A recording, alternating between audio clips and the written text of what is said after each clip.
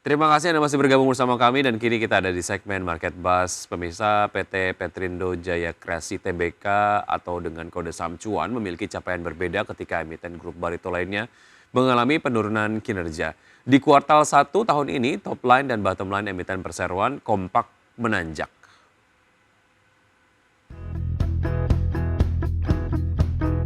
Dikutip dari Keterbukaan Informasi Bursa Efek Indonesia, PT Petrindo Jaya Kreasi Tbk atau Cuan berhasil mencatatkan kenaikan laba signifikan hingga 382,07% year on year dari 7,92 juta dolar Amerika di kuartal 1 2023 menjadi 38,18 juta dolar Amerika di kuartal 1 2024.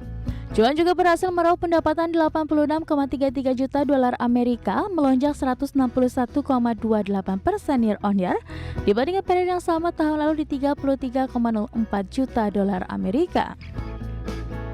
Mayoritas pendapatan cuan berasal dari penjualan batubara mencapai 34,69 juta dolar Amerika atau meningkat 4,99% dibandingkan kuartal 1 2023 di 33,04 juta dolar Amerika.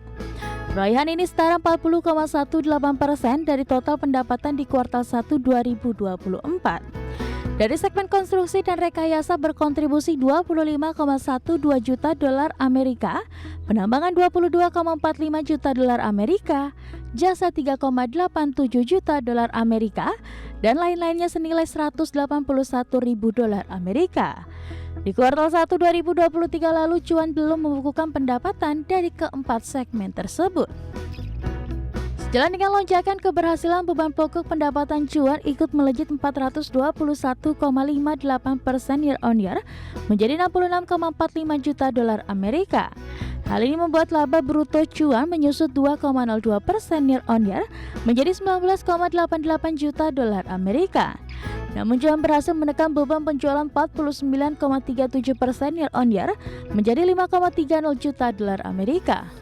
Selain itu, faktor signifikan yang mendongkrak laba bersih pendapatan operasi lainnya mencapai 29,92 juta dolar Amerika.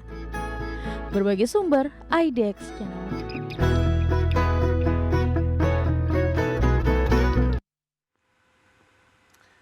Kita ke agenda ekonomi 3 Mei 2024. Dari Amerika Serikat ada tingkat pengangguran April, kemudian juga dari neraca The Federal Reserve, kemudian juga dari Eropa ada pidato ECB lain, kemudian dari Hong Kong ada penjualan retail, sementara dari Singapura ada penjualan retail, dari Spanyol ada perubahan tingkat pengangguran, dari Thailand ada data soal cadangan devisa, kemudian dari Australia ada data soal kredit kepemilikan rumah.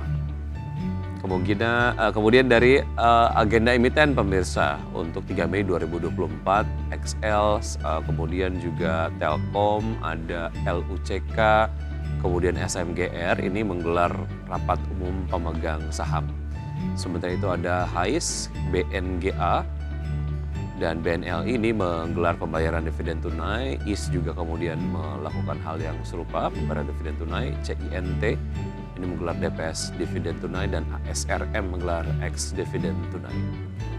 Pembukaan bursa Asia, bursa-bursa utama di Asia pagi hari ini dapat Anda saksikan di layar televisi pemirsa, bursa-bursa utama Asia di pagi hari ini.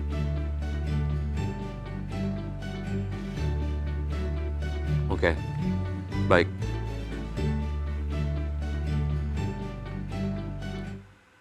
Dan kita ke informasi berikutnya pemirsa, di mana dalam perdagangan hari pertama di bulan Mei, Kamis kemarin IHSG kembali melemah 1,61% yang diikuti oleh net sell asing di pasar reguler hingga 2,51 triliun rupiah. Pelemahan paling dalam terlihat pada sektor keuangan antara lain sebagai berikut.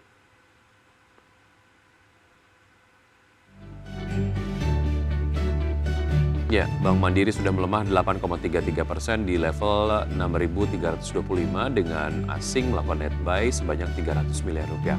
Sementara itu ada BBNI yang melemah 8%. Di posisi 4.830 dan asing melakukan net sell sebanyak 203 miliar rupiah. BBRI pemirsa melemah 3,64% di posisi 4.760 dan asing melakukan net sell 942 miliar rupiah. BBCA melemah 2,55% di posisi 9.550 dengan asing melakukan net buy 10,98 miliar rupiah.